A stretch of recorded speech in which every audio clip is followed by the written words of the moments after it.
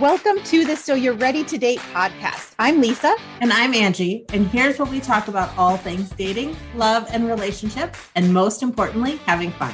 Join us for practical advice for dating successfully on your terms. Welcome aboard and enjoy the ride.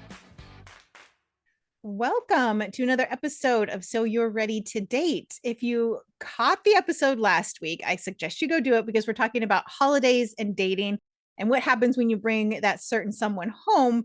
But this week, we're going to rewind just a little bit because we're going to talk about how do I introduce my new special someone to the people in my life. Now, you're spending all this time with this person and you're lovey-dovey and they are so very wonderful.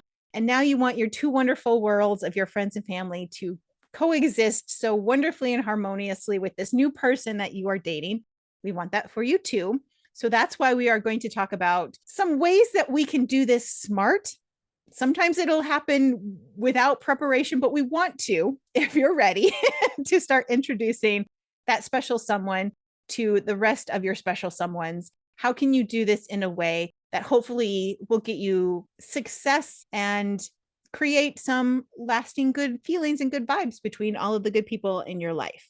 I love this topic. And one of the key points that I think we should start talking about before we ever get to any type of face-to-face contact is to know that the introduction on both sides starts long before any face-to-face contact ever happens.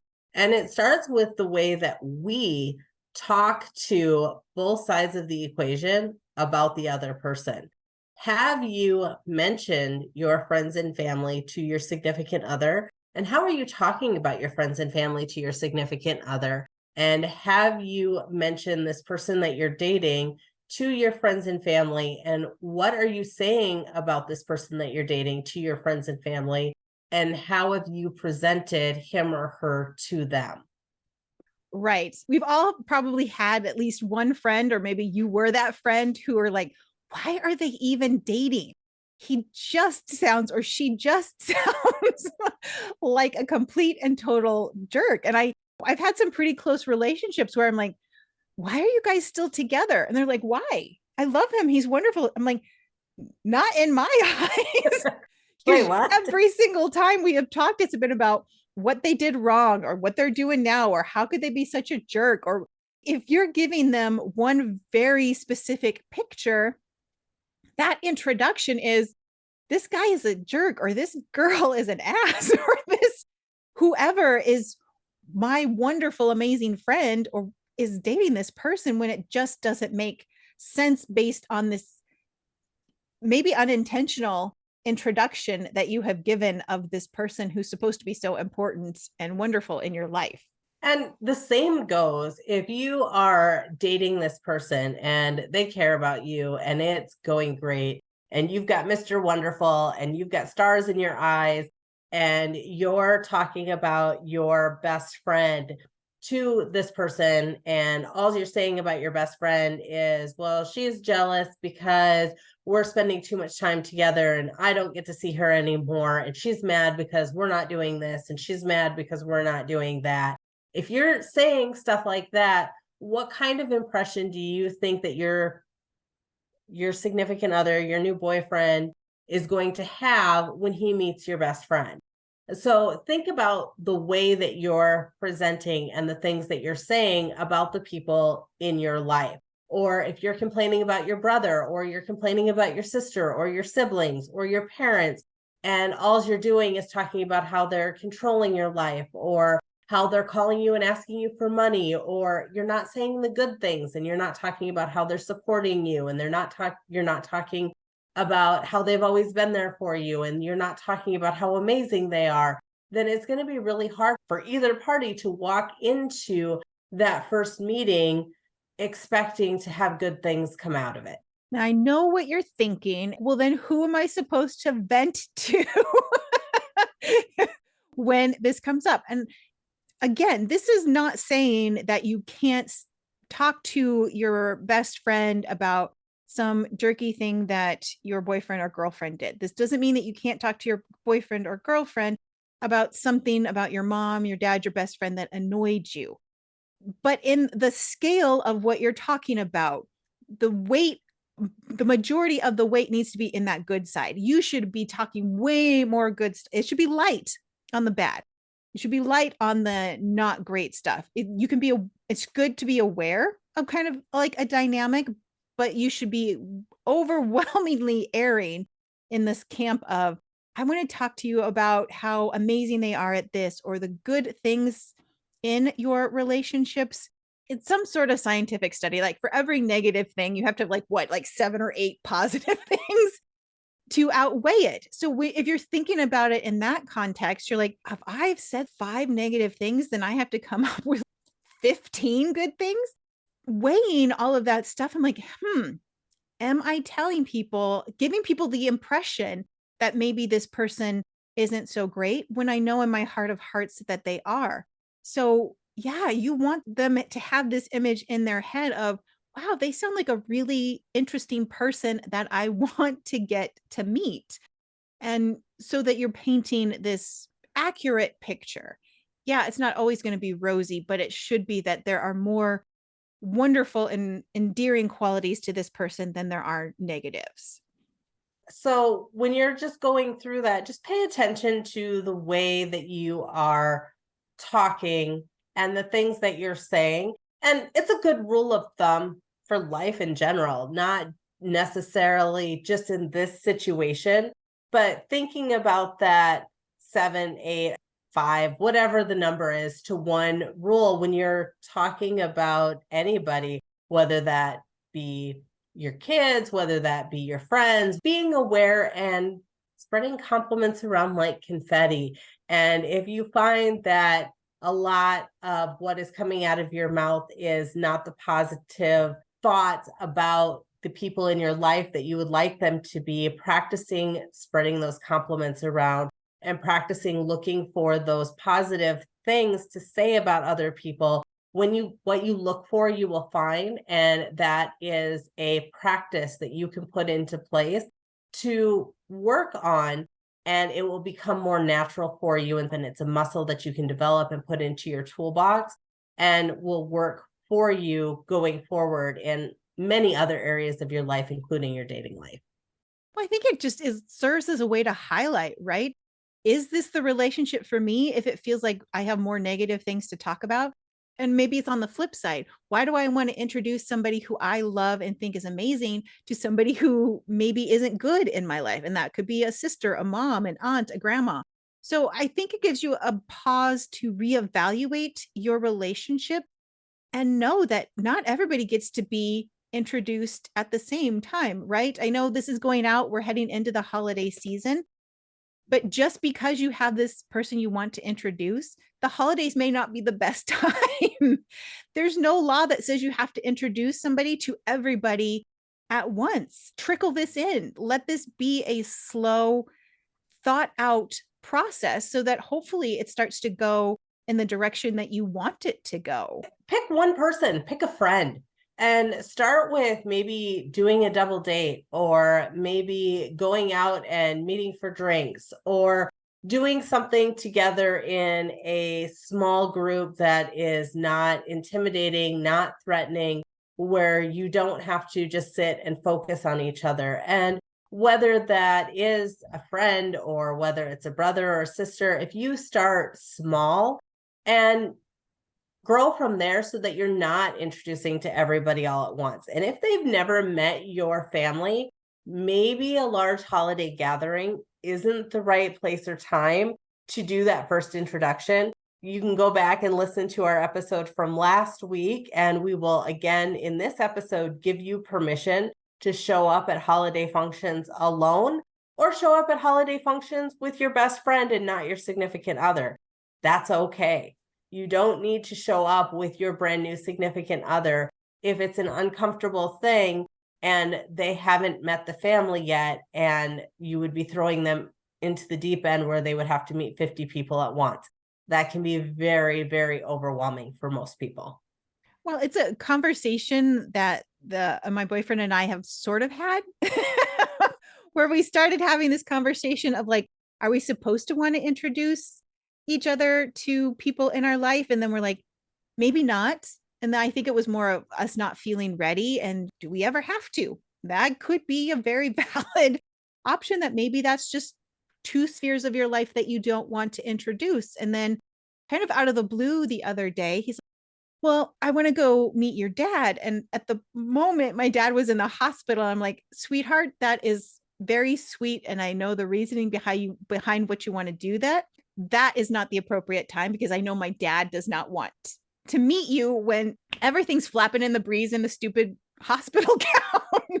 That's not the impression that anybody, I think, wants to give off. So again, it's about appropriate meeting places. But I think it's something that you should be very cautious with and taking your time. It's like picking that one friend that you know is really easygoing, that you know they talk really well or they're easy to chat with. Finding those easy ins so that, like, you build this muscle of working on building that up, and finding it's like a first date. If you think about it, it's a first date to meet for them and your family member, or your family member and them. And so finding those things, that maybe it's putt golf, maybe it's something that you can do. So again, you're not staring awkwardly when you feel like you've run out of things to talk about. Whether that is you planning a game night, or you planning to go out for putt golf, or you planning something, do something that you would do on a first date and make it that group outing, just so that you have something to take the small talk out of the conversation, and something to bond over can make it a lot easier if you have somebody who is shy and needs that extra support in those situations and in those settings. Well, I think it's a great opportunity to be like, I know his favorite movie is Star Wars, and such boyfriend's favorite movie is Star Wars. So maybe you plan, and that's part of like preparing yourself, your person, your friends for how to meet. This, I think you mentioned kind of that your boyfriend had met your family slightly unprepared A little bit. at a play. And yes, I'm not saying that that doesn't happen, but I think there's this idea that you can prepare. You don't have to have a whole full dossier on somebody being like, this is their height. Wait, this is all the information. No, but do they have a common hobby? Do they have a common sports team they like? Do they have something that maybe you can help pull them together and being like, I know you two really like this. I think you would have fun chatting about that, and maybe picking who you introduce first. Oh, we have way more in common with this particular couple. And then slowly starting to add in more people so that it feels a little bit easier and a little gentler each time.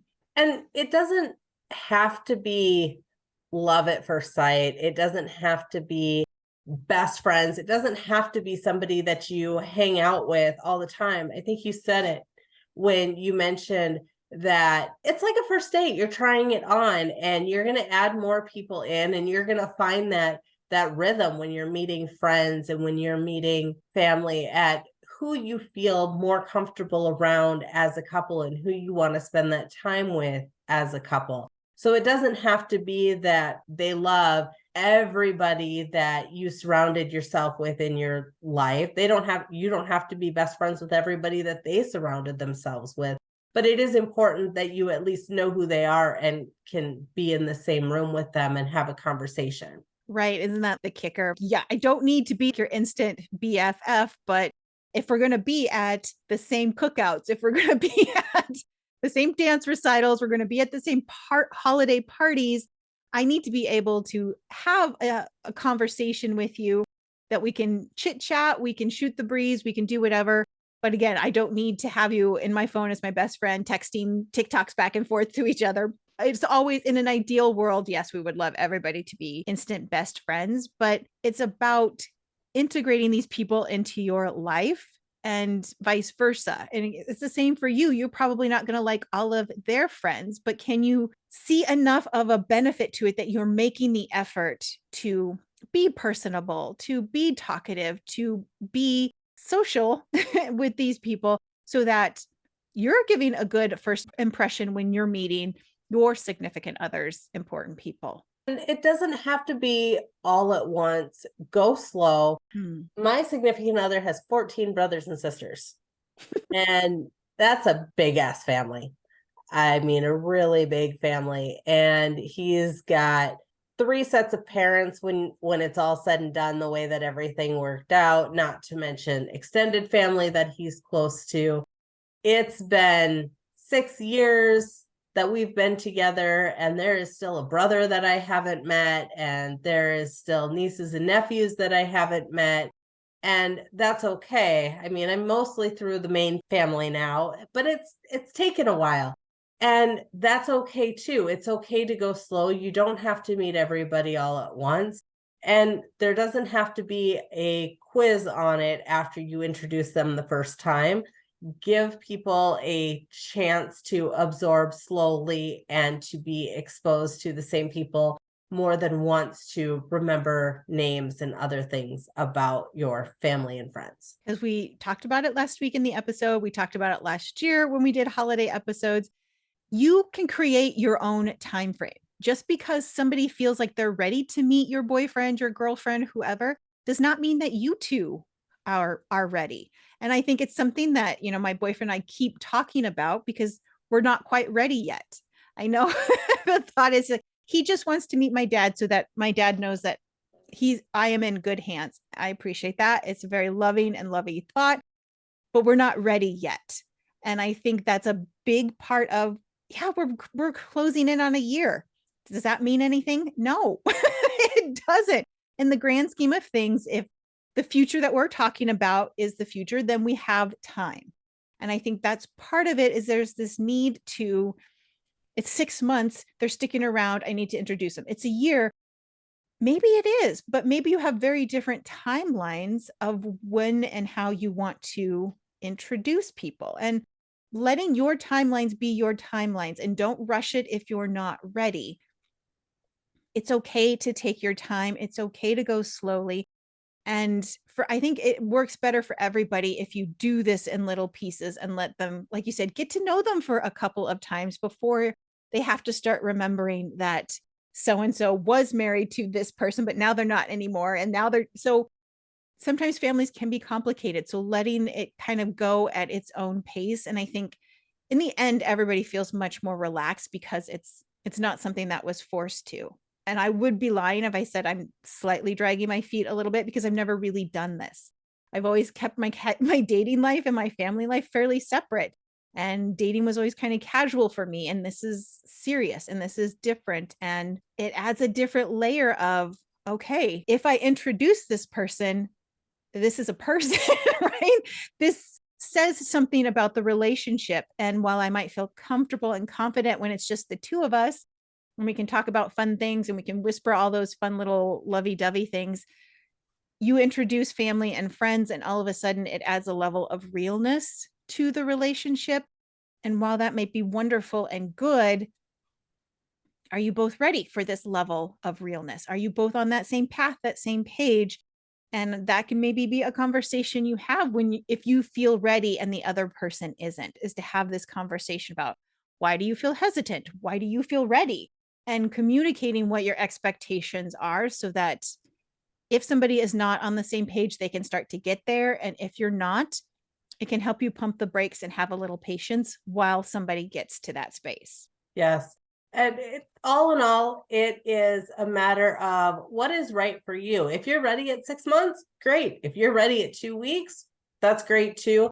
It is one of the things that I love about being a little bit further down the path and having been through a few relationships and kind of being where I'm at in the stage of life that I am in now, is being completely accepting of your relationship is allowed to look like whatever your relationship looks like, and you do what's right for you. And we're here to help guide you, give you some tips and tricks on how to navigate.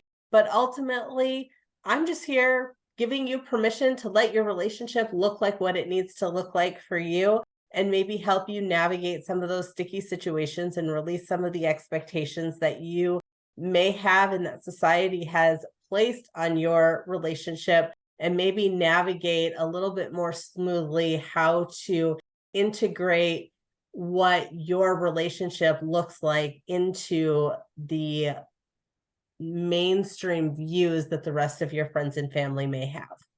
I think it's probably I've just been watching too much 90 Day Fiance, and that's probably skewed what I think about relationships right now. No, you're 100% right. Like when you're ready, you're ready. When you're not ready, you're not ready. And I think that that's important, but that was my whole point is I love the fact that you're waiting until you're ready, and it's okay to not be ready, but it's also okay if you're ready at 2 weeks. And I just love the fact that we can just sit here and be like, you have permission to do what's right for you whenever it's right for you. And we're just here to guide you and to cheer you on no matter what stage your relationship is in, and to let you go live your relationship in the way that works best for you. Just start bucking all those traditional norms. Just go out there and do your thing. As long as you're not hurting anybody else, you're good. Yes. Find the relationship that works for you. I think that is the best advice that we have given you in all of our seasons is go find a relationship that works for you and don't worry about what everybody else tells you it has to look like.